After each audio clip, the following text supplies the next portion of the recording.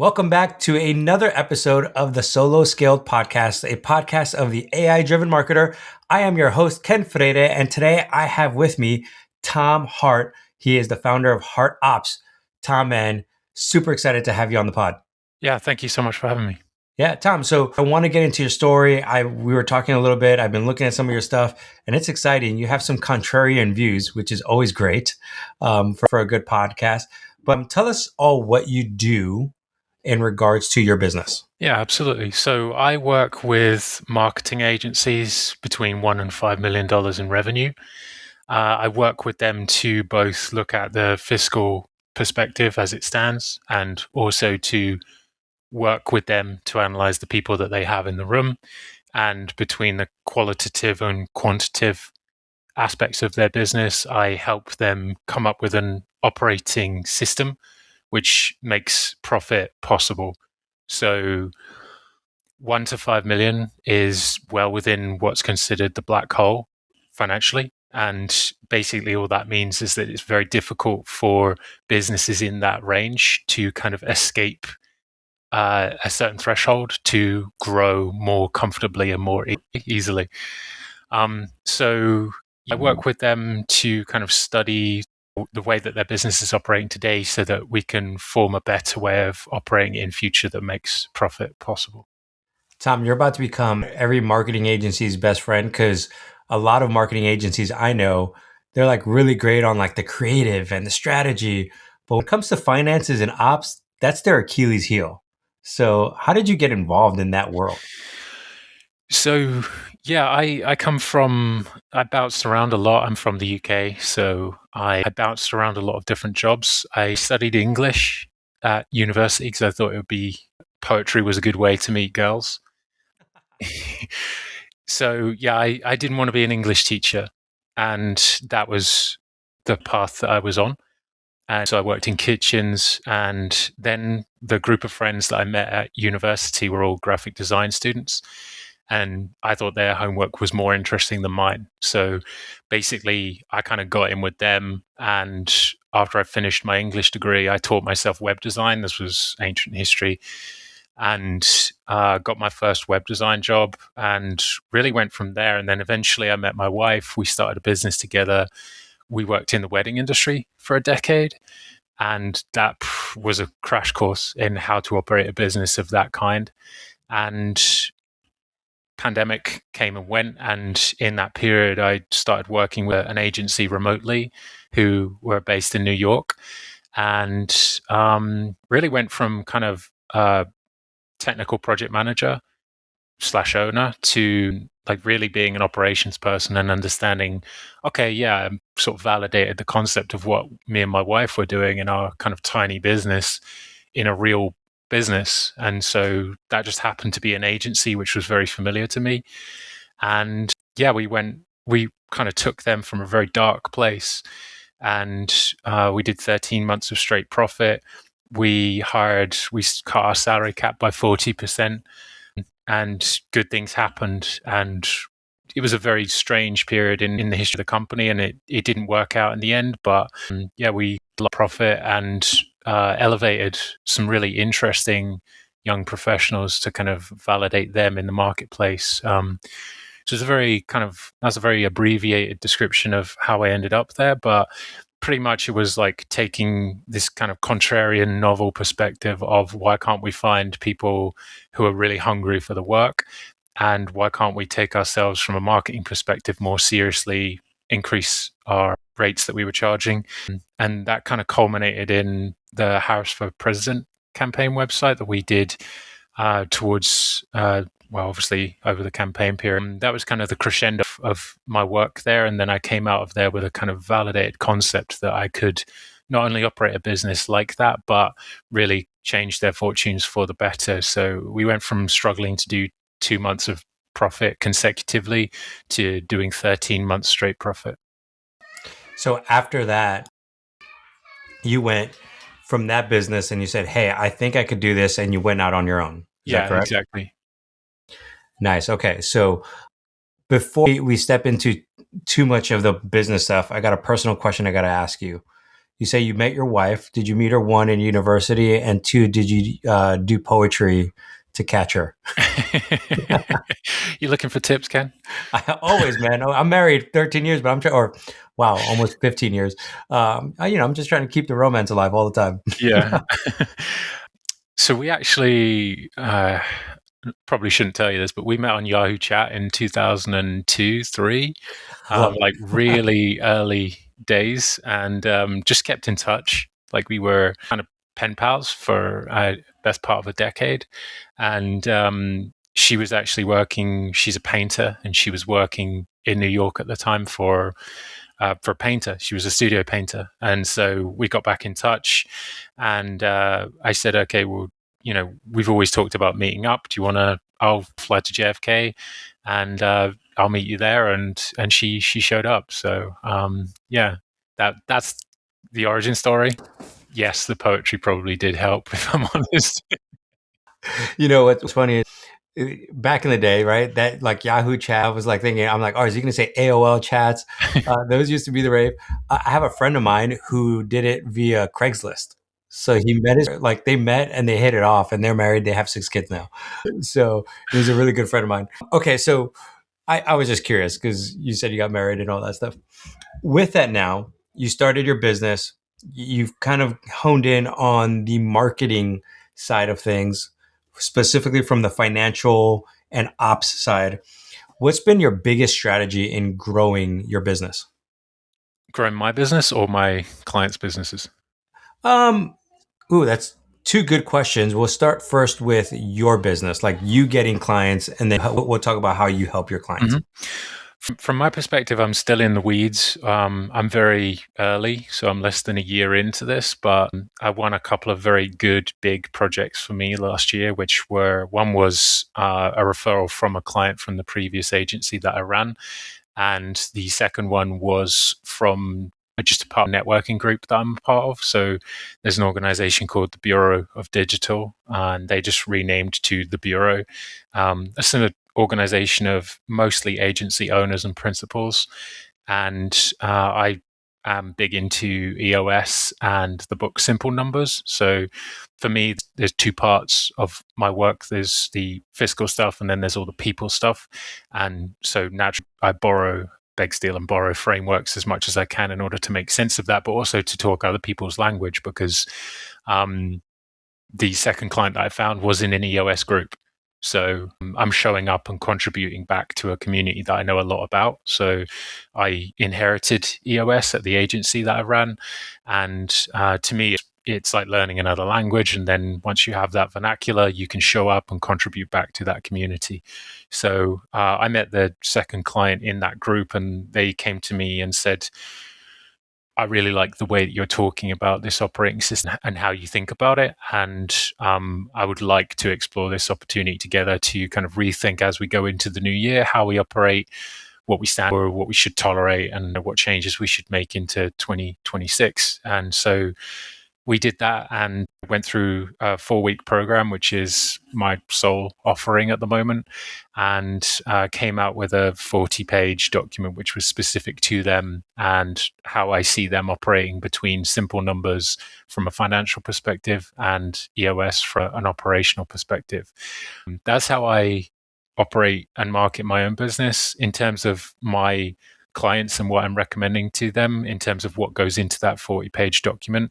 It's, again, a lot of EOS and a lot of simple numbers, but then I kind of, again, beg, steal, and borrow principles and philosophy from lots of different writers. Mostly I'm a big reader, so I'm more than happy to steal good ideas to contribute to my kind of operational framework that I try and imbue in each and every offering that I deliver to my clients.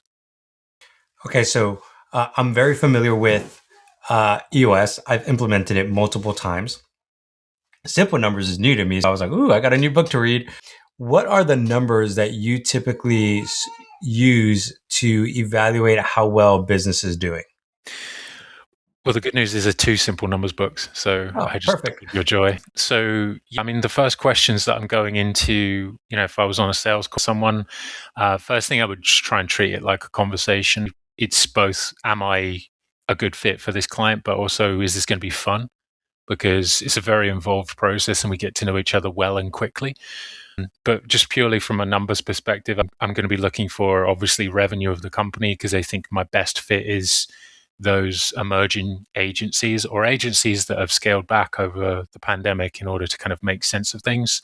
But then margin to me is more crucial than revenue because it's very important from my perspective to understand where the client is honestly in their journey because some clients have gone above a certain big sounding number and then come back down, but their margins have always been too thin. And to me, that says that they have an introspection challenge. And are they going to be a good fit for me? Because I work best in an environment where I can do my work quickly but effectively. And part of that effectiveness is an open and honest conversation about why they can't meet a certain threshold. So yeah, I would love to hear that a client is doing between 1 and 5 million in revenue because that's a good fit for me. I would love to hear that they're really taking it seriously, trying to get to 20% profit. But then also secondary to that is like how much they're spending on people. So biggest expense by far in those agencies is going to be people. And you would be surprised how often clients or prospective clients will come to me and say that they think spending 65, 75% of their revenue, it's not. And that's a big flag that we need to talk about in order to correct where we're going so that we can make profit possible. Yeah. Do you see conversations you're having now? Are people wanting to supplement people for like AI with it? Is that, or is it still heavily people? Honestly, one of the reasons why I like working between 1 and 5 million in revenue is because people are still working out the basics. And so before we get to AI, I would love to just talk about automations in terms of the client conversation that I'm having. There are so many automations that they can be making use of before they even think about AI. AI is typically a kind of aphrodisiac for good or bad. So, typically when you throw it into the mix, it's going to make things better or worse. And the kind of aptitude for AI among those smaller clients is going to be pretty low. Their level of ambition is going to be like, how can we make sense of the people that we have? Because by and large, they're not great management. They are loyal to a fault and they have communication problems that they need to overcome before they can even think about how to communicate with machines. Surprisingly, a lot of agencies that use machines every single day struggle to kind of make sense of AI and automations that make their lives a lot easier. And most of their headaches, yes, they come from people. And they're more likely to raise with me the issue of how do I tell people that they're not getting more money, or how do I let someone go who I've tried to let go in the past and it's never worked out, or how do I find new talent? How do we make sense of interns? Do we pay interns? Those are the sorts of questions that are more on their mind than AI. It tends to be larger agencies who are kind of outside of the black hole are more able to kind of use AI and understand it fully in order to make the most of the gains that it offers. Yeah. So it sounds like AI is helping a lot of the agencies past 5 million because now they're able to play. They've got the foundation set. The other ones are still working on the foundation. I love how you said that people still haven't even figured out automations. And I think in today's world, we're conflating AI and automations too much. And you're like, no, no, no. AI is something different. Let's just get the basics down. Yeah. So simple numbers would ordinarily dictate that 1 to 5 million used to be kind of the range of the black hole. And due to inflation and just a lot of the kind of crazy changes that we've seen over the last 5-10 years, that's more like 7.5 million now. So that ceiling is kind of escaping those smaller companies. And so they need to do more revenue in order to escape the gravity of that black hole. But yes, absolutely. I don't see automation pretty much kind of the forgotten child of technology. Like the fact that we can save ourselves time and avoid repetition, basically just been overlooked. And if that would have come first, and there would have been a period where that was the kind of dominant word used in LinkedIn posts every single day, all day, then I think we'd be a lot better off, because I think that that would help those smaller organizations make sense of it. Because honestly, I have to explain to people all the time that you can schedule messages in Slack, or that you can create filters in your Gmail that make your life easier, so that you don't have to trawl through 500 emails first thing every day. Those sorts of basics are going to save you real time. And obviously, the smaller you get, every single minute that you spend becomes increasingly more important. And yeah, agencies that are between 10 and 50 million, they have a lot more contingency and a lot more ability to waste time, because it's easier to hide that. They're going to have big staple clients that pay their bills, and those guerrilla clients are going to kind of hide the kind of wasted overages that we're talking about that make play possible. Because most of the time, my clients between that $1 and $5 million bracket, they're worried about utilization, because every single minute for every single person counts that much more.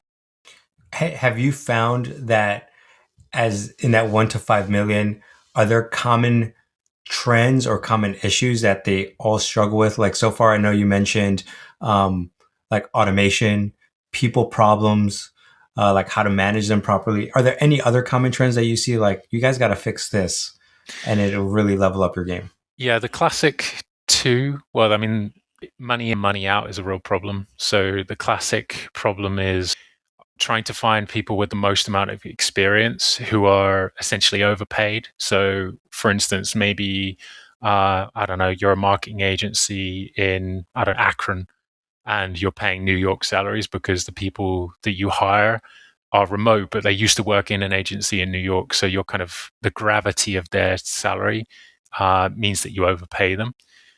But then there's a weird dissonance between that and then being underconfident with the amounts that we actually bill to our clients. That's very strange, but pretty consistent. So we're overpaying our people, but underbilling our clients. And the confidence never survives that translation. So the confidence that we have in our people, we're very proud of those people and we depend on them and we think highly of them. But then that doesn't translate to the dollar amount that we're charging on the outside. One of the easiest things that anyone listening to this could do is to actually relate the amount that they pay per hour per person to the amount that they're billing per hour per client project. That would be a really good way to kind of, one, come to terms with whether you're operating in reality or just perception of what you think your time is worth, but also kind of getting real with the amount that you're paying your people. Because typically what happens is, people's salary over time is linear.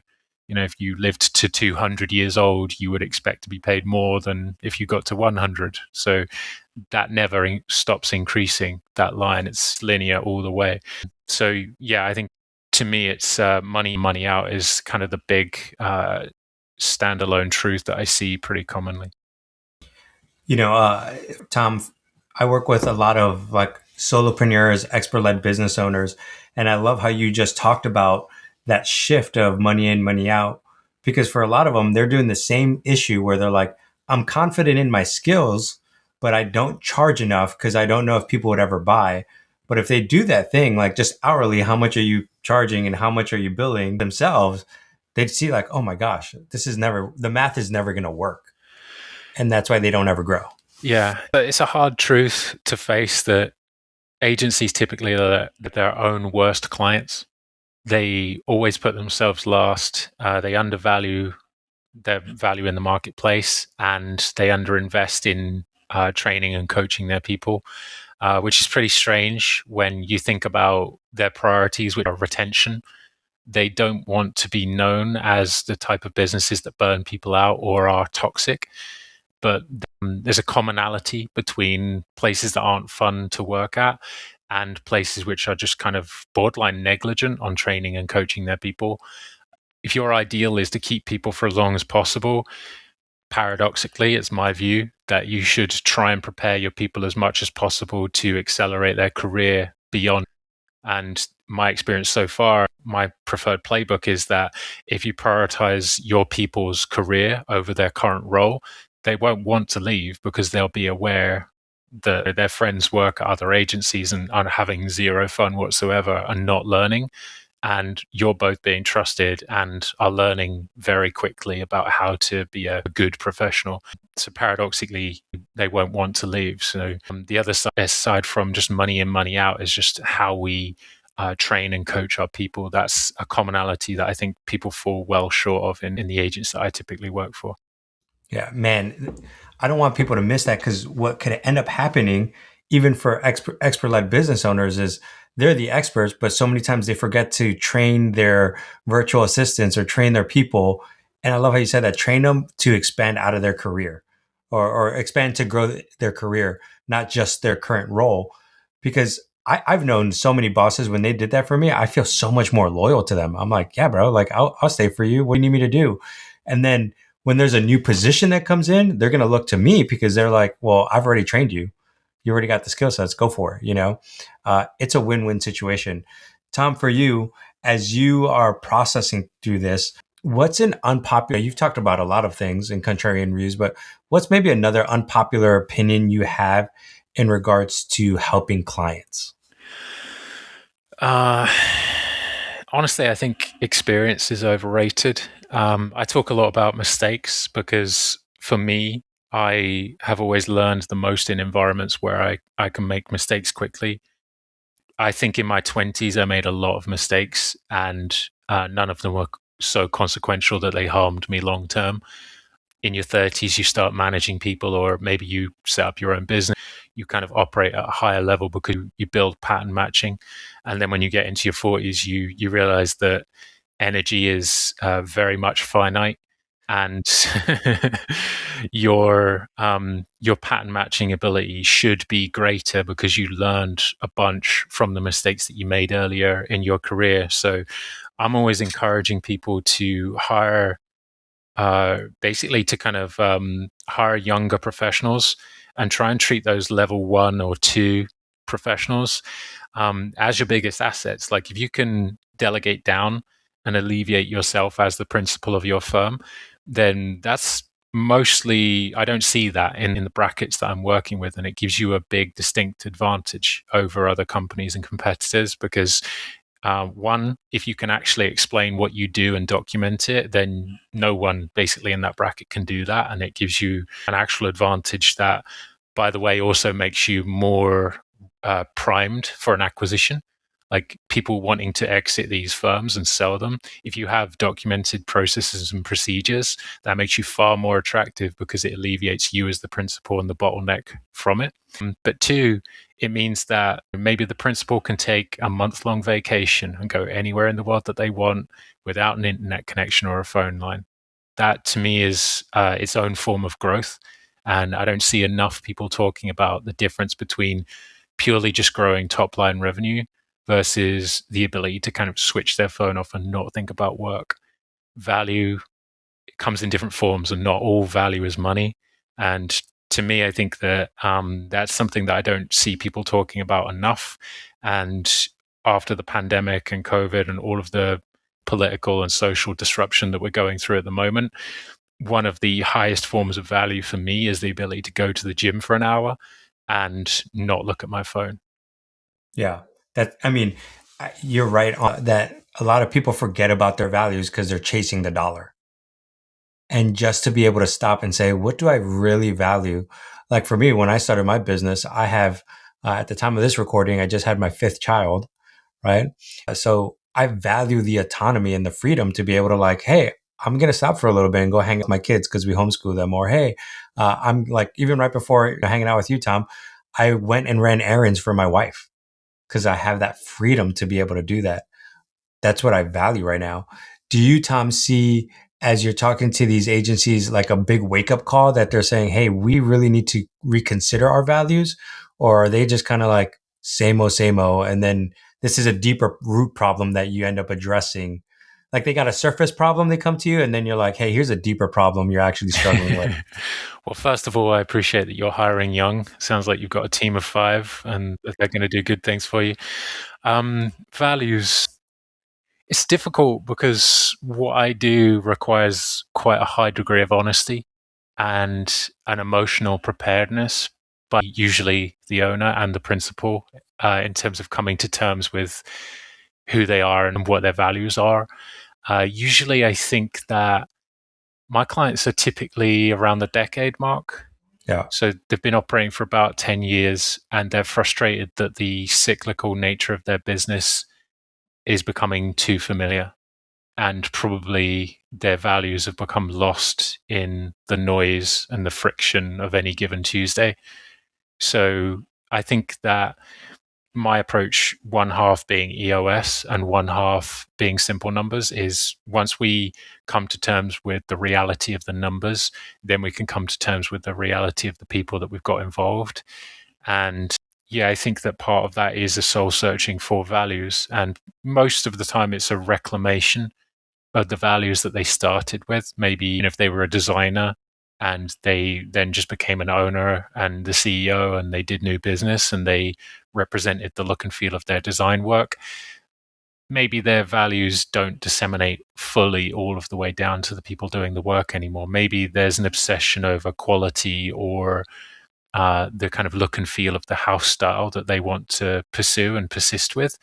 But maybe a couple of those 5 core values that they set up a decade ago maybe have fallen by the wayside. I think the most important thing is, in the parlance of EOS, is the vision. And I think it's far more important for the people doing the work to understand the vision so that we can build those blocks that pave the road to wherever we want to go in the future. Explaining the vision and having everyone understand that is far and away more important than some core values that get mentioned but aren't understood. But yes, I think that part of my work gives usually the owner an opportunity to kind of slow down and have an honest conversation with someone who's got the outside perspective they need to be fully honest about the situation. Because the people that we tend to start businesses with or promote within the business, we deal with those on a day-to-day basis. It's very difficult for us to have an aside with them where we have a higher degree of conversation, which is fully honest and transparent.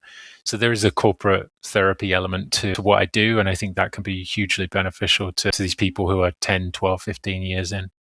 Yeah. I love how you were talking about it, because if they slow down long enough, they can either realize that they are running their business or their business is running them. Right. And that's what you're doing with the simple numbers, with the EOS, with the values and stuff like that. Tom, before we wrap up, I typically do a fast 5. There's 5 questions I want you to quickly answer, but I want you to think about the person who's listening to this and they're thinking, man, I am in that cyclical phase right now and I'm tired. I'm exhausted. I keep trying new ideas. I've read Alex Hormozy's book 10 times. I paid into the 6K thing. I got all the offers. I hit every webinar that I see, but I'm still stuck. Talk to that individual and what is it that they maybe most need right now? Perspective. I think we all talk about positioning a lot, and we think a lot about positioning and how niching down is something that we want, but we're fearful about the consequences of that. We don't want to be unattractive to the average buyer. Ideally, we want to be more specific to the right buyer so that the fit is right. I think that person needs to be considerate of the truth of their situation. And I think that almost always comes in the form of perspective. Most of the time, they just need someone on the outside who they can have an open and honest conversation with about the way that they're feeling, because usually my clients are at a crossroads. There are easier ways to go about earning the same amount or more money than they currently earn. And perhaps it's been a couple of years, maybe 5, since they've taken a profit distribution. It's easier to talk with someone on the outside about words as big as profit than it is to confide in someone that they work with. And most of the time, what happens is they go and talk to their peers who own their own agency, or they're in networking groups where there are other business owners in there.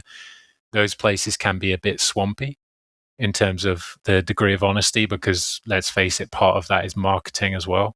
Like, you don't want to appear weak, unprofitable to your peers who are going around bragging about how much profit they're doing or revenue. So mostly I think it's the ability to talk with someone who understands their language, but can also give them some shortcuts to reset their true north, like try and find the right direction to go in, because the way I think about it is probabilistically. There's no one single right way to operate this kind of business. And I'm more than happy to be flexible to show them the way that I would go to make the best possible bet. But mostly that's because I have, 20 years of painful mistakes that I've learned from that inform the way that I think about this type of business. So I enjoy giving them that perspective. Yeah.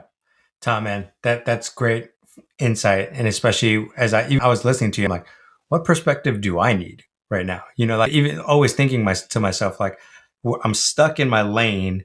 I need an outside perspective to help. And that's where you come in for these agencies. And for anyone listening to this, you may be like, I'm stuck in my business and you need to reach out to someone. It might be a networking. It might be Tom. It might be me. It might be anyone, but reach out to someone with some experience, some skill sets, because without that, all of a sudden you're just going to keep doing the same thing over and over and over again, and it's gonna suck.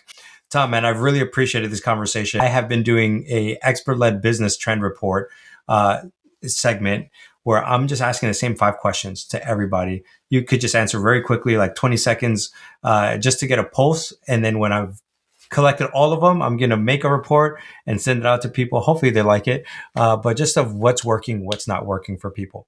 So question number 1 for you is, what's something in your business you're experimenting with right now? Ooh, experimenting. I'm thinking about writing a book, but mostly the podcast that I'm producing at the moment, which is one of 2 marketing approaches that I'm taking. And one half is thought leadership on LinkedIn, essentially. Yeah. And the other half is short form podcasts, which talk directly to the young professionals so that I can kind of reach both sides of the same coin. So short form podcasts. I love it, man. Hey, if you decide to do the podcast or the book, my business partner and I, we did this experiment. We went from podcast to book, and it was a lot of fun. I actually have my copy right here.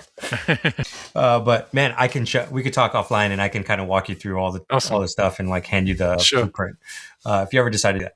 Okay, question number 2: which part of your business feels the most in flux these days, or you're like, I really need to put more energy towards this area? More energy. Mostly my marketing efforts, like trying to reach the right people. I'm kind of old fashioned in that I spend too much time probably trying to perfect content rather than experiment with just reaching the largest number of people possible in order to create a funnel. So probably just trying to kind of add the logistical layer to the marketing. Sweet. Love it, man. All right. Question number 3. What's a goal you're building toward this year that you're already really excited about? I'm really excited about trying to draw a straight line between lots of the people that I know who are looking for work and some of the agencies that I work with in order to kind of speed date through a Rolodex in my head to try and find people opportunities. Great. All right. Question number 4. Where do you see the industry shifting and how are you preparing for it? Specifically, maybe like the marketing agency industry. I think that the bad news is that a lot of businesses are not going to survive this period. And I think that the ones that do will require caliber of onboarding, recruitment, onboarding, training, coaching, and a level of communication that mostly I do not see. So I'm really trying to help people with that short form podcast understand what good looks like in terms of professionalism, while I try and work with companies in order to kind of prime both ends of that telephone line.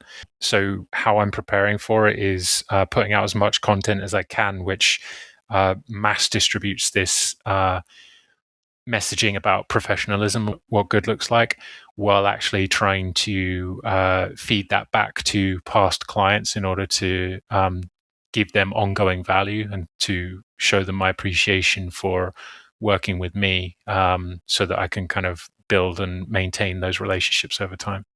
Sweet, man. Last question. What's the legacy you want to leave behind? a big, giant, fat book by Tom Hart. Maybe a nice way to think about my career is I started off by reading literature and trying to be a poet, and then going full circle with leave like a really good one-off, one-hit wonder book that maybe someone will pick up and read in 100 years' time. Maybe that might be a nice legacy. I gotta now ask. I'm breaking my own rules, but are you hoping this book would be like a non-fiction business book, a poetry book, a novel? What kind of book? I think poetry probably has a longer shelf life, so maybe I'll be high-minded and say a book of poetry, but maybe it's about the workplace. All right. I love it, man. Tom, for those who are listening to this and they're like, I really like Tom, I like his perspective, what's the best way to reach out to you? You can reach me on my website. You can reach me on LinkedIn. Both of those are just Hart Ops. I'm available to talk. I don't think that traditional sales work, so I really just appreciate having conversations with people. And if they're a good fit, we can keep talking. And if not, then I'd be happy to pass you on to someone who's a better fit than me. But yeah, just reach out, all the traditional methods. Sweet. And that's Tom Hart, Hart, Ops, OPS. So if you go to Hart, HARTOPS.com, that's where they can reach out to you. Tom, thank you so much for being on the podcast, man. Really appreciate it. Thank you, Ken. It was a lot of fun.